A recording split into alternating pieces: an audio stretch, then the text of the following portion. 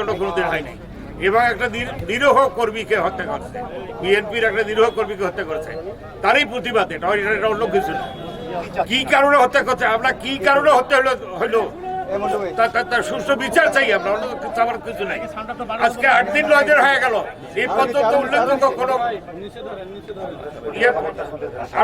আপনাদের কাছে আমার যেটা মূল আহ্বান সেটা হলো সঠিক যে তথ্যটা, কি কারণে এটার সূত্রপাত হলো, আন্দোলনকে আমাদের করতে হচ্ছে কেন, কিসের জন্য লাবলুকে হত্যা করা হলো, এই নিরীহ মানুষটাকে। সে তো বিএনপির একজন কর্মী, 18 সালে আমি 18 সালে প্রার্থী ছিলাম বিএনপির, 18 সালের ওরা বাড়ি সহ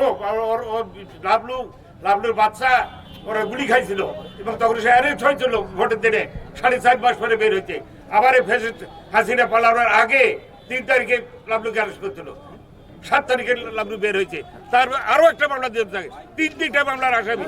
আমার মনে হয় যে রংপুর জেলার ওই রকম একজন কর্মী আর আছে কিনা আছে আমার জানা নাই। এর মধ্যে আসামিরা যদি গ্রেপ্তার না হয় আগামী 23 তারিখ, আপনাদেরকে বলি, সবাইকে বলি, আমি মাইকেও বলতেছি, আগামী 23 তারিখে অনির্দিষ্টকালের জন্য আমি হত্যা